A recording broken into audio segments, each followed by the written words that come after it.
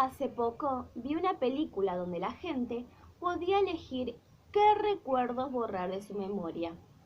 La idea no estaba nada mal. Si eso fuera posible en la realidad, creo que yo elegiría eliminar para siempre todo lo relacionado con mi participación en el programa. Fue un periodo en que no la pasé horriblemente mal, sino que también me porté a menudo como un verdadero imbécil. Al principio pensé que el tiempo mejoraría las cosas, que si me acostumbraba a aparecer en televisión, todo se volvería más tolerable. Pero fue exactamente al revés. A medida que mi cara se hacía conocida, la tortura crecía. Sabía además que la situación no tenía salida. No podía abandonar el concurso mientras me estaba yendo bien, porque de lo contrario me convertiría para mis compañeros en un traidor, un ser despreciable que les arruinaba su única posibilidad de salir de viaje. Tampoco podía obligarme a perder. Era algo más fuerte que yo. Me sentía incapaz de fallar voluntariamente y enfrentar la desilusión de los demás. Solo me quedaba seguir adelante y ansiar que fuera corto. El primer día Pincus nos explicó el sistema de evaluación. Si la respuesta era perfecta, obteníamos el puntaje completo. Pero si era solo parcialmente correcta, los jueces, un grupo de viejos con cara de aburridos que se sentaban a un costado del estudio, podían otorgarle al concursante parte del puntaje. La idea era que en cada emisión hubiera un descalificado. Por supuesto, esto no era posible si todos contestábamos siempre bien, de modo que preveían aumentar un poco la dificultad de las preguntas en cada etapa. La primera en caer fue Rosaura.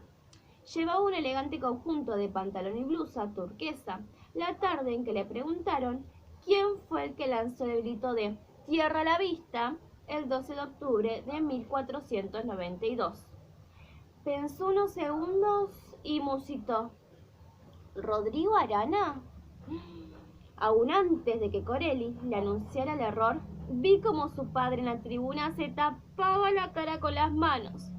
Lo lamento, dijo el conductor, sin aspecto de lamentar nada. Es Rodrigo de Triana. A Rosaura se le humedecieron los ojos y bajó la cabeza.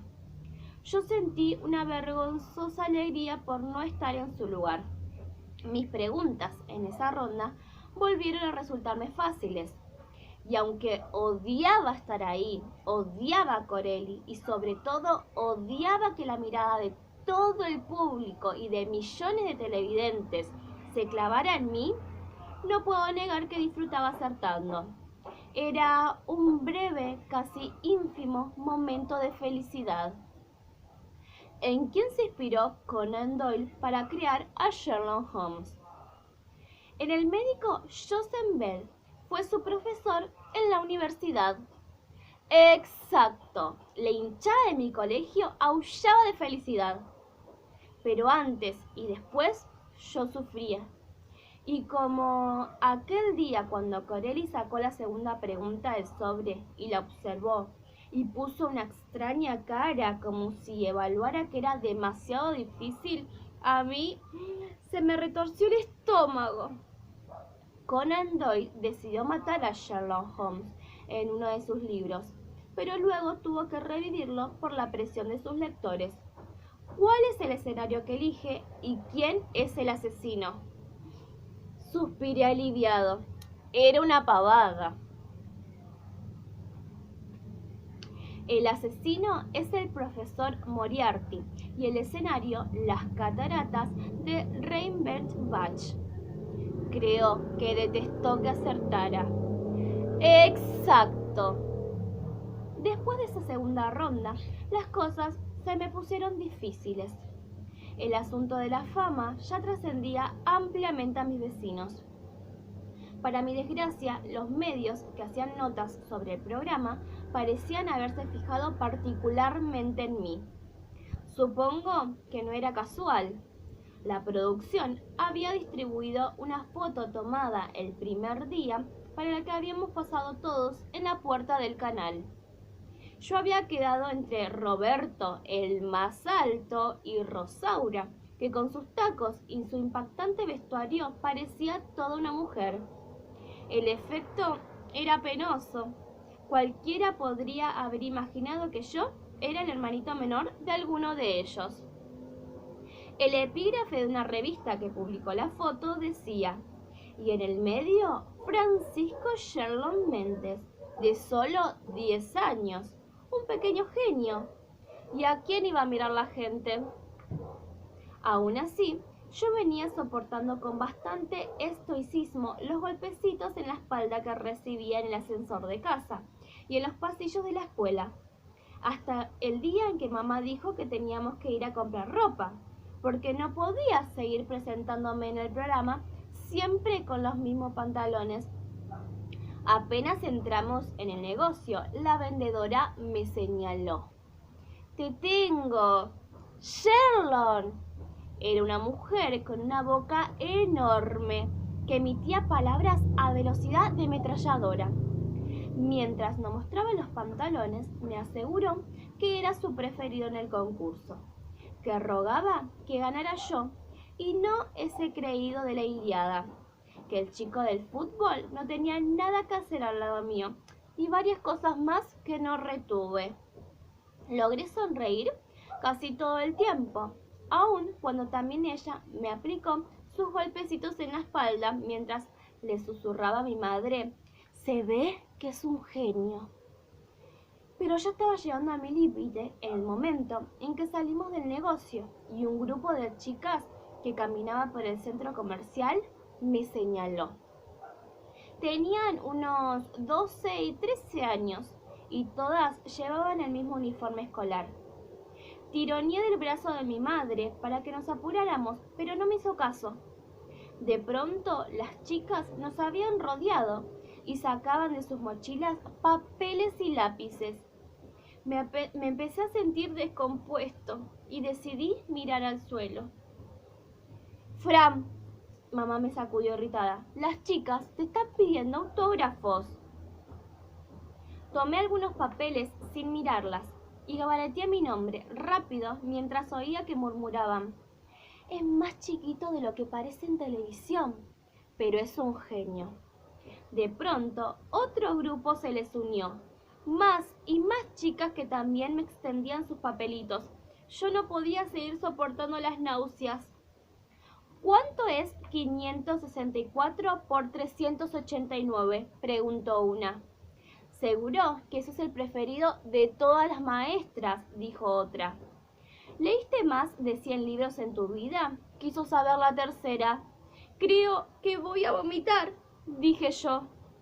Mi madre me agarró la mano y corrimos hacia el baño. El segundo en caer fue Ricardo. Se equivocó en una pregunta sobre los goles de un partido entre Argentina y Ecuador. Fue a todas luces un golpe para Miki Corelli, que no ocultaba sus preferencias. Tuve la sensación de que ese día se esforzaba porque otro errara, lo cual hubiera mejorado las posibilidades de Ricardo. Cuando abrió el sobre de mi segunda pregunta, sonrió, como disfrutando por anticipado de mi inminente derrota. ¿En qué libro dice Sherlock Holmes por primera vez la famosa frase: elemental, mi querido Watson?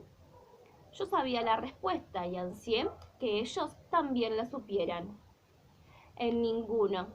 La frase fue popularizada por el cine. En los libros, Holmes dice algunas veces elemental y otras mi querido Watson, pero nunca todo junto. Corelli suspiró. Exacto. Solo quedábamos 3. Después de esa ronda, empecé a obsesionarme con los detalles. Sabía que las preguntas se pondrían cada vez más difíciles y me asaltó la sensación de que había pequeños huecos en mis conocimientos. Inicié entonces una relectura de todos los libros, haciendo prolijas anotaciones, Dedicaba a esto prácticamente el día entero, a excepción de las horas en las que estaba en la escuela. Mi habitación era un verdadero caos. El suelo estaba cubierto por hojas lisas y cintas, además de pilas y pilas de libros, la ropa que me sacaba y el resto de comida, porque en esos días solo comía mientras trabajaba. Le había prohibido a mi madre que entrara a limpiar. Hasta Sherlock Holmes ordena su estudio, me dijo un día en que ya se le habían acabado los argumentos para convencerme. No es cierto, dije sin levantar la vista de lo que estaba haciendo.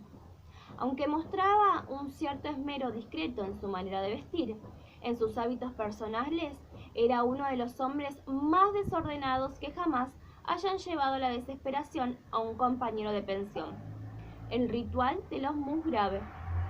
Ella me miró nerviosa. ¿Qué?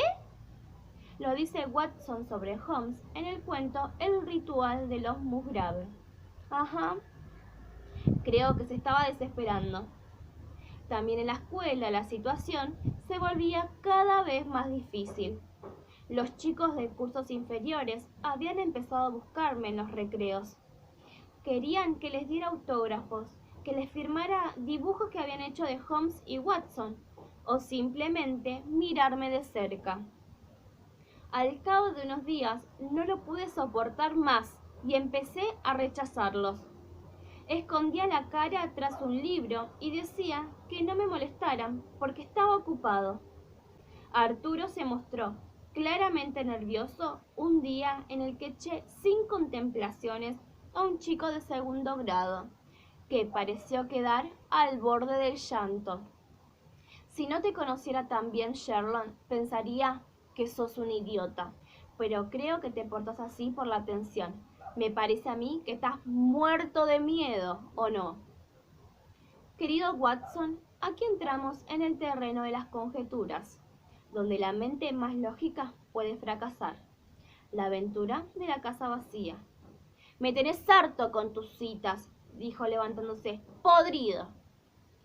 Pero fue en el canal donde llegué a mi punto más bajo, a la verdadera muestra de mi decadencia moral. Todos teníamos la costumbre de llevar algún texto para repasar en los largos tiempos que debíamos esperar para salir al aire. Aquella tarde, Violeta estaba concentrada en un nuevo tratado sobre arañas. Ignacio leía una lista de preguntas que su padre había confeccionado para ayudarlo, y yo repasaba una biografía de Conan Doyle. De pronto Ignacio levantó la vista de sus papeles y me miró. Asax el menor era hijo de... no estoy seguro. ¿Oileo? ¿Oileo? Repetí frunciendo el ceño y meneando suavemente la cabeza. No sé por qué lo hice. Al fin y al cabo, yo no tenía la más pálida idea de quién era Nax, pero él interpretó mi gesto como un indicio de error. No, es cierto, dijo enseguida. Es hijo de Deucalión, debe ser Deucalión. Puede ser, asentí, Deucalión. Empezó a revisar un libro, pero en ese momento vinieron a decirnos que pasáramos al estudio. El programa estaba por empezar. Violeta se levantó y antes de salir me miró. Me pareció que esa mirada decía todo. Por supuesto, nada de ello habría tenido importancia, de no ser porque fue exactamente la pregunta que tuvo que responder Ignacio minutos más tarde. Primero Corelli hizo una introducción que intentaba darle emoción a la jornada. Dijo que nos estábamos acercando al final, que las preguntas ya eran mucho más complejas y que al final de esa emisión todos conocerían el nombre de los finalistas.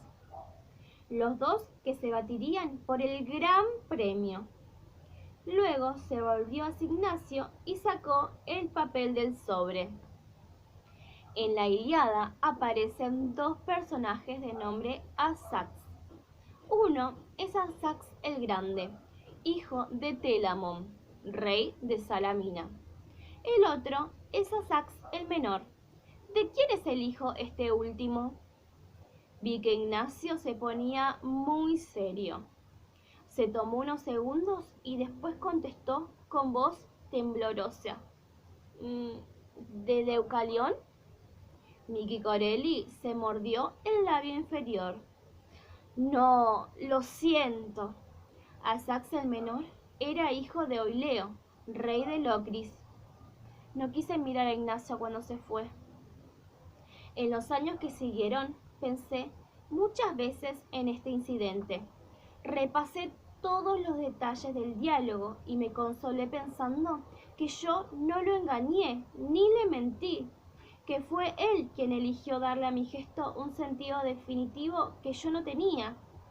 Pero también sé que cuando Ignacio me interrogó, yo debería haber dicho algo tan simple como no sé. Esas dos palabras vulgares que dice la gente todo el tiempo. Solo que los demás nunca esperan que yo las diga. Suponen que siempre sé lo que hay que saber. Lo que nunca podré olvidar es la mirada de Violeta. Creo que me va a perseguir hasta el final de mi vida.